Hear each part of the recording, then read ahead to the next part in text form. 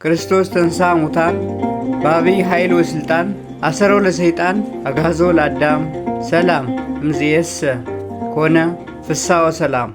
ሚያዝያ 19 እንኳን ለዳግማ ትንሣኤና ለመልአኩ ለቅዱስ ገብርኤል ወርኃዊ መታሰቢያ በዓል በሰላም አደረሳችሁ አደረሰን።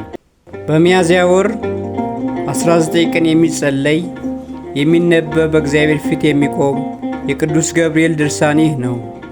ረድኤቱ ከሁላችን ጋር ለዘላለሙ ይኑር አሜን። ብርሃናዊው መልአክ ቅዱስ ገብርኤል የጌታን ትንሣኤ ለቅዱሳት አንስት ያበሰራቸው እርሱ ነው።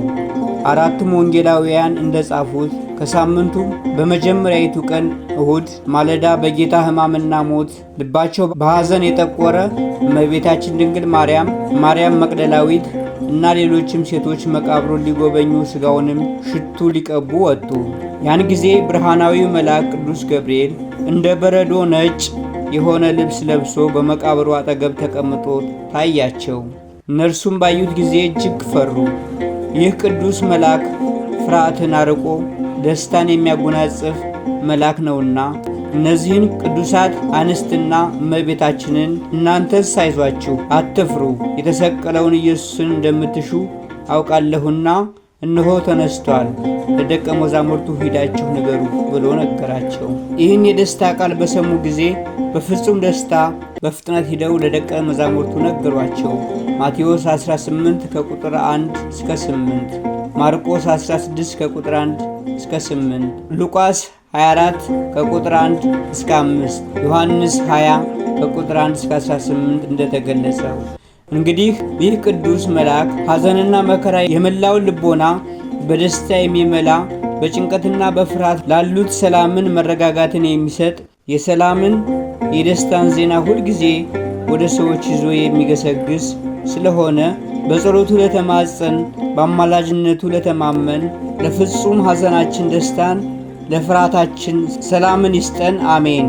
የምስጢረ ትንሣኤው መልእክተኛ ይሆን ዘንድ እግዚአብሔር በወደደና በመረጠው በዚህ በመላእክት አለቃ በቅዱስ ገብርኤል ልመና ለእኛም ይህንን የመሰለ ደስታና የምስጋና በረከት ለማግኘት ያብቃን። ጸሎቱ በረከቱ ከሁላችን ጋር ለዘላለሙ ይኑር አሜን። ሚያዝያ 19 በዚች ቀን ከብረው የሚውሉ ቅዱሳንን ስንክሳር እናሰማለን። ኤጲስቆጶስ ስምዖን ዘፋርስ። አንድ አምላክ በሚሆን በአብ በወልድ በመንፈስ ቅዱስ ስም ሚያዝያ 19 በዚች ቀን የአርማንያ ሰው የፋርስ ኤጲስቆጶስ የከበረ ስምዖን በሰማዕትነት አረፈ። ከእርሱም ጋር 150 ሰማዕታት።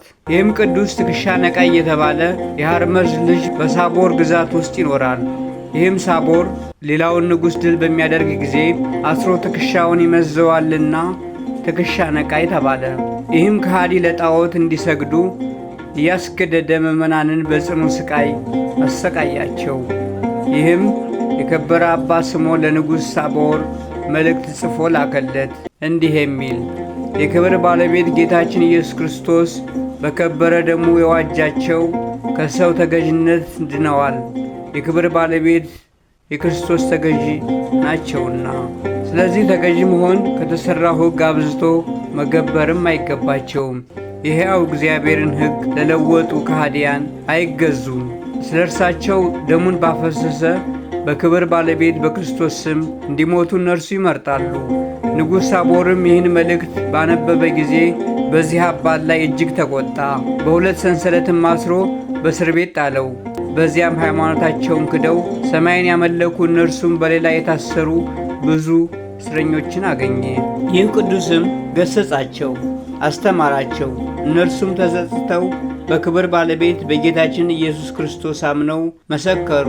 ራሶቻቸውንም ቆረጧቸውና የሕይወት አክሊልን ተቀበሉ። ከዚህም በኋላ ይህን አባት ወደ ምስክርነት ሸንጎ አቀረቡት። ከእርሱም ጋር 150 ሰዎች አሉ። እነርሱ አንገታቸውን እስከ ቆረጧቸውና አክሊል እስከ ተቀበሉ ድረስ ያጽናናቸው ነበር። ከእርሳቸውም አንዱ ሰይፍን ከመፍራት የተነሳ ደንግጦ ሃይማኖትን ሊክድ ወደደ።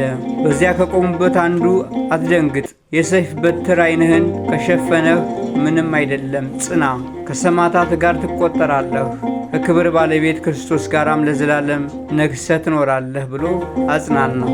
እንዲሁም አደረገ። የሕይወት አክሊልንም ተቀበለ። ስሙ ባሴቅ የተባለ ያንን ያጽናናውን ሰው ከሰሱት።